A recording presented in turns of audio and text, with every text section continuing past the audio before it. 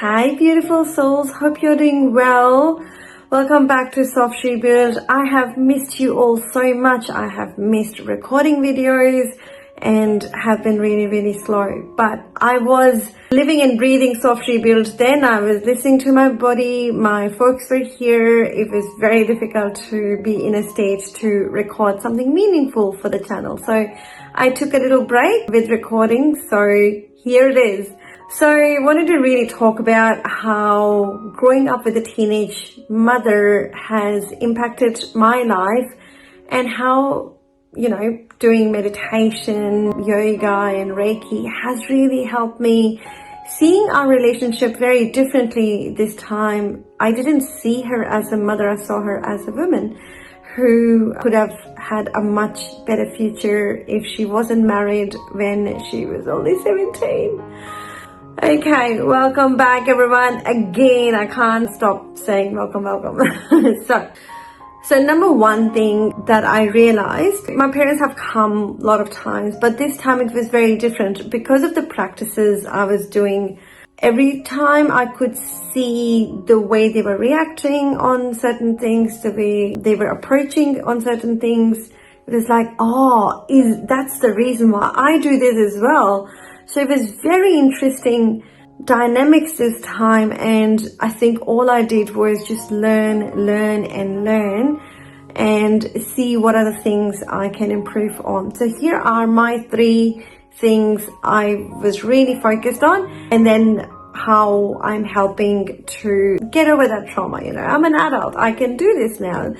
I do not need to be parented anymore, right? So number 1 was the awareness.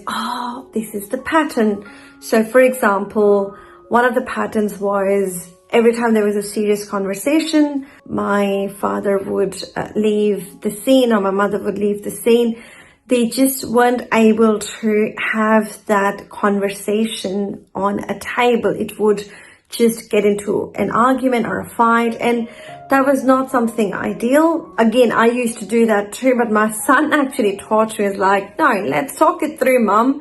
So it was something my child taught me, and you will notice that your child or a third person, somebody says something and that just clicks. So it's always interesting to see the patterns. The other interesting pattern that I noticed was my mum used to do the kitchen and the housework all day long, and he used to get tired. I was very good at separating myself from it. No, I need to do my stuff. And it took energy for me to make sure I make time for meditation, I make time for art, I make time for things that really brightens me up, that really makes me calm. But seeing mum constantly doing stuff, and then I asked her, I was like, why do you keep doing that? You need to look after yourself. And she said, but that just helps me not think about things I don't want to think about. So she just was numbing her pain by overdoing things she didn't need to. Number 2 is, although I'm very empathetic towards my mother, and I feel like if she wasn't married at that age, seeing how entrepreneurial my mom is and how amazing ideas she has, she could have easily run a successful business. She does something small at the moment, but I can't feel guilty about it. I almost have to separate myself from the actions of my loved ones from how it's going to be. So it's easy for me to say, that's how I am, that's how my parents were. But no, we have a choice here to separate ourselves from those reactions and those actions and those traumas, and tell myself, I'm an adult now, I choose to live differently, and it is amazing. I can choose to be peaceful, I can choose to be calm, I can choose to sit down and finish the conversation even if it's uncomfortable. So some great things came. Number 3 is my most exciting one. It's a continuation of point 2, where I decide how I want to live. I decide in my house, we have a conversation on table and we finish it and then leave.